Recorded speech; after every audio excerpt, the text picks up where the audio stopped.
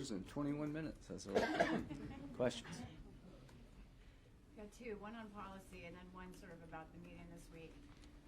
On policy, what exactly do you want on asylum and parole? And then on the meeting, what did you say to General Brown? Did you ask about where he was born? And tell us the background why you did that and if you felt that was appropriate. Yeah, I asked him, when's the last time you've been to the border? And he said, I was born in Texas. I didn't think that was a good response. You know, I like General Brown. You know, he's a great guy. I've got nothing against General Brown. I was frustrated because nobody up there knew anything about the border. So when I say, when's the last time you went to the border, you tell me you're born in Texas, that's not answering my question. So I like General Brown. He's a great guy. But they didn't have one person there to talk about the border. Everything was about Ukraine. Everybody behind me will vote to aid Ukraine if we can get the border right. And then asylum and parole, what would you like? Number one, start with things that we know work. If you're past the credible fear standard, your hearing is on average, what, 3 or 4 years? 4. Stay outside the United States. Once you let people loose into the country, it gets back all over the world. Once you get to America, you never leave. The first thing you need to do to stop the flow or slow it down is make sure that people waiting for the asylum hearing are not released into the country, because that incentivizes people to come, because once they get released, the belief is you're never going to go back. Stop paroling people en masse. 240,000 people were given blanket parole under a statute that requires an individual analysis based on substantial benefit to the country or undue, unusual humanitarian need.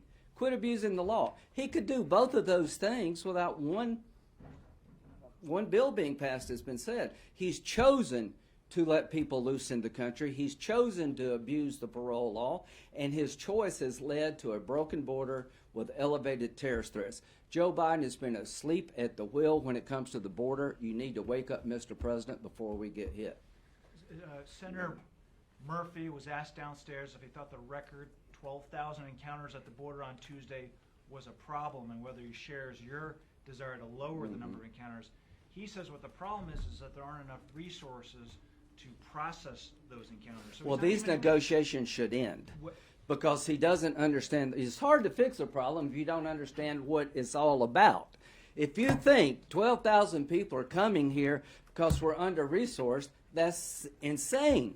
They're coming here because they believe once they get here, they never leave. Under Biden, once you show up at the border, you're going to stay here forever.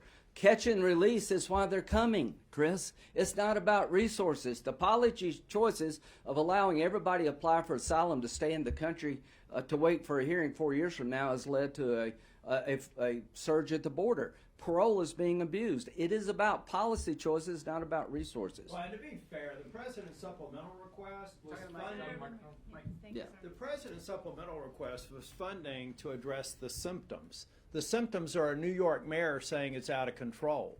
Chicago saying they have too many people sleeping in tents in cold conditions. He was there to actually request money to address the symptom. We're here to fix the problem. And just to follow up, is DACA amnesty in exchange for policy? Nothing to incentivize more illegal immigrants. I can't think of a worse idea than to give people legal status. Right now, legalizing people incentivize more people to come. Maybe I'll be in the next wave of DACA. No legalization, secure the border to get money for Ukraine, to get money for Israel, and to help Taiwan. Secure the border before we get attacked. Secure the border before the next terrorist attack happens. Yes. The director of the FBI said since October the 7th, a rogues gallery of terrorist groups are urging their members and people who are sympathetic to their cause to attack America. What do you get? You get a safer country. Senator, 2 questions. One, I wanted to ask you guys on the timeline. Do you think this deal is possible before the end of the year? And then secondarily, can you speak to just kind of the fundamental disagreement? It seems like obviously you guys are very much about deterrence. You don't you want to send a different message to people that they shouldn't come here, that you're not welcome to be released in this country. But Democrats fundamentally don't want to send that message. They don't want to tell migrants they're not welcome here. They don't want to say you have to stay in these home countries and wait years. I agree with you. So how do you get past that fundamental ideology? They got to change their messaging, or we're not going to survive as a nation. Here's what I tell my Democratic colleagues. You want to please people that literally want the border to stay open in an unlimited fashion. 76% of Americans would like to see the border secured. It's like pulling teeth talking to these guys. What do I get? How can I sell this to my caucus?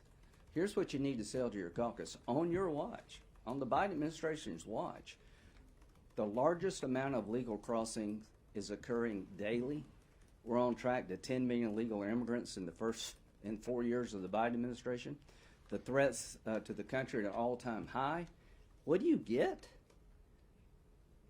You get a secure nation if you work with us. On the timeline, can you talk about, I mean, if you think that these Why don't talks are you failing, talk about the timeline? if you think the talks are failing, is there any practical ability for you to pass something by the end of the year? I don't think the talks are failing.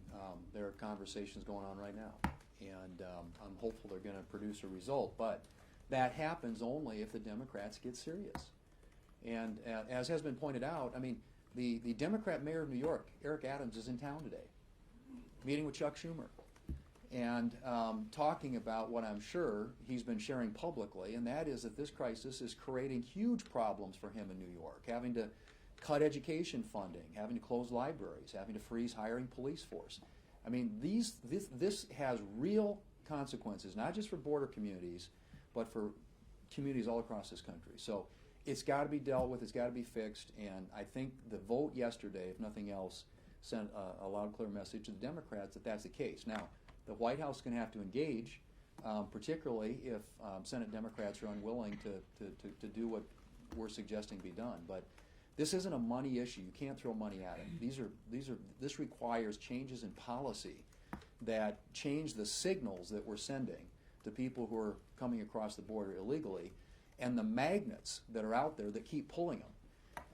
And that's what Senator Langford and others are trying to accomplish. One last question.